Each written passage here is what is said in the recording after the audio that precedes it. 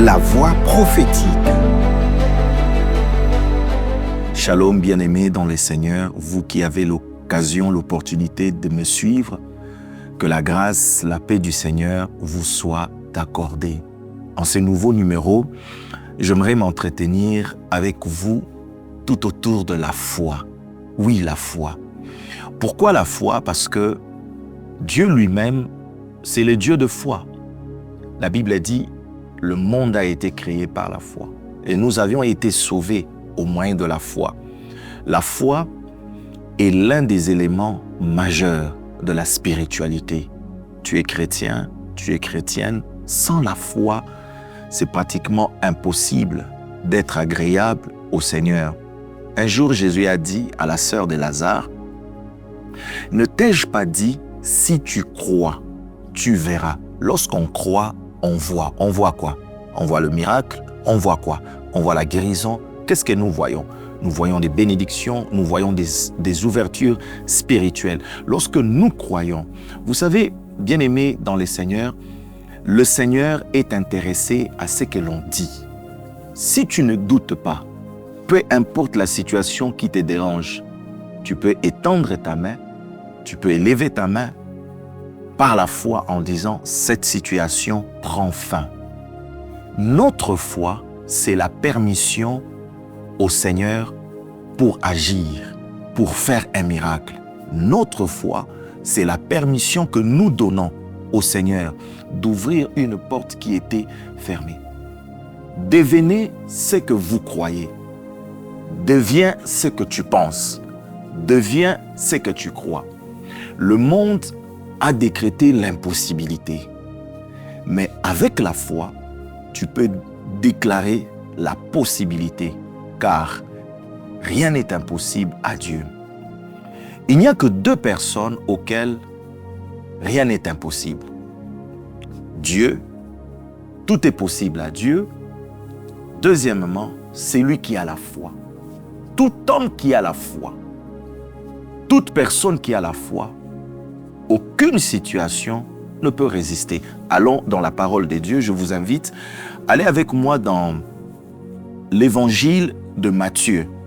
Matthieu chapitre 9, à partir du verset 27. J'ai lu la parole du Seigneur Jésus-Christ. La Bible dit ceci.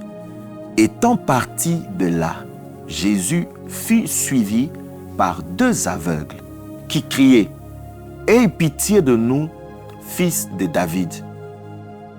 C'est vague comme ça. Ils ont crié « Aie pitié de nous ». N'oubliez pas que le Seigneur traînait de foule. Partout où Jésus passait, il y avait l'engouement. Partout où Jésus passait, le monde était secoué. Partout où le Seigneur passait, il y avait des échos. Je déclare dans le nom de Jésus, toi qui as l'onction, toi qui as la puissance, toi qui as la foi, tu ne passeras pas inaperçu au nom de Jésus-Christ de Nazareth. Lorsqu'il fut arrivé à la maison, les aveugles s'approchèrent de lui et Jésus leur dit, « Croyez-vous que je puisse faire cela ?» Jésus te pose la question, est-ce que tu crois qu'il peut faire cela? C'était quoi le problème? Ils sont aveugles. Ils savent que cet homme Jésus possède une puissance. Ils savent que Jésus, c'est le faiseur des miracles. En dehors de Jésus, nous les hommes de Dieu, véritables, authentiques, nous sommes aussi des faiseurs des miracles. Un jour, il y avait une jeune fille, petite fille esclave, juive, qui travaillait dans la maison d'un officier qui s'appelle Naaman.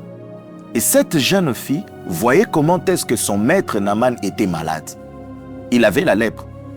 La jeune fille dit à sa maîtresse, il dit, si mon maître était dans notre pays, notre prophète allait les guérir. Elle n'a pas dit Jésus. Elle n'a pas dit Dieu. Je répète encore, Dieu fait les miracles, mais les hommes de Dieu aussi peuvent le faire. Le Seigneur a dit, allez, prêchez la bonne nouvelle, guérissez les malades, purifiez les lépreux. Si tu es un homme de Dieu, en réalité, en toi, tu as toutes ces capacités. Ne responsabilisons pas le Seigneur dans toutes choses. Ici sur la terre, la domination, c'est sous tes pieds. La foi, c'est lorsque tu crois. La foi ne travaille pas avec des doutes. La foi ne travaille pas avec des pensées des philosophes. Je viens d'une école où j'ai vu comment est-ce que la foi a déclenché des choses. Un beau jour, à Kinshasa, mon père, d'heureuse mémoire, il n'avait pas les billets pour aller aux États-Unis. Et il devrait aller prêcher. Ils ont eu le visa. Et il a fait une prière. Dans cette prière, il a dit, « Seigneur, j'appelle quelqu'un qui viendra me bénir avec un billet. » Il a fait cette prière la nuit. Le lendemain à l'église, il y a eu une personne qui est venue lui remettre de l'argent. Donc, lorsque vous croyez et que vous déclarez sans douter, il m'est aussi arrivé un jour, j'étais à Kinshasa, j'avais une difficulté. Mais je me suis levé dans la chambre, j'ai ouvert la porte et j'ai parlé en disant, avant 15 heures, que cette situation soit décantée. Bien-aimé, arrivé vers 13 heures, la situation a été décantée. Je continue ma lecture. Lorsqu'il fut arrivé à la maison, les aveugles s'approchèrent de lui. Et Jésus leur pose la question. Il leur dit, « Croyez-vous que je puisse faire cela ?» Ils répondirent, « Oui, Seigneur, nous croyons. » Alors, il leur toucha les yeux en disant, « Qu'il vous soit fait selon votre foi. » Qu'il vous soit fait selon votre foi. Dans une autre version, il est dit, « Devenez ce que vous croyez. » Devenez ce que vous croyez. Et leurs yeux s'ouvrirent. Jésus-Christ leur fit cette recommandation sévère. Si la foi n'est pas importante, si la foi n'est pas capitale, ces deux aveugles allaient rester aveugles. Ils sont venus auprès du Seigneur en disant, « Aie pitié de nous. » Le Seigneur peut avoir pitié de toi, mais tu n'es pas guéri. Le Seigneur peut avoir pitié de toi, mais la situation reste intacte. Le Seigneur peut avoir pitié de toi, tu continues toujours dans la pauvreté. Le Seigneur peut avoir pitié de toi, mais tu n'enfantes pas. Mais comme le Seigneur est omnipotent, omniscient, il connaît toutes choses, il pose leurs questions. Il pose la question à ces deux aveugles. Ce sont les aveugles. Un aveugle, c'est celui qui ne voit pas. C'est aussi une forme d'infirmité. C'est aussi une maladie parce qu'il y a des personnes qui naissent normaux, mais avec le temps, ils deviennent aveugles. Mais le plan de Dieu n'est pas que tu sois malade. Le plan de Dieu n'est pas que tu restes dans cette maladie. Deviens ce que tu crois maintenant. Si tu crois que tu es un homme riche, déclare cela et fais tout. Marche comme un homme riche, tu deviendras homme riche. Mais si dans ta tête, parce que tout commence ici, ne laissez jamais vos pensées dominer. Ne laissez jamais des mauvaises pensées. Le diable a pour mission de faire voyager nos pensées. Nous avions cru au Seigneur, nous passons notre temps à côté. Non, nous avions cru au Seigneur pour un but.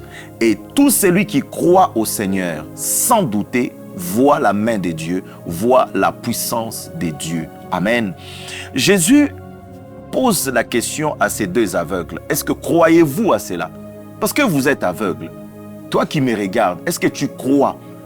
Il n'a pas dit croyez au Seigneur. Je peux croire au Seigneur, mais je ne crois pas au miracle.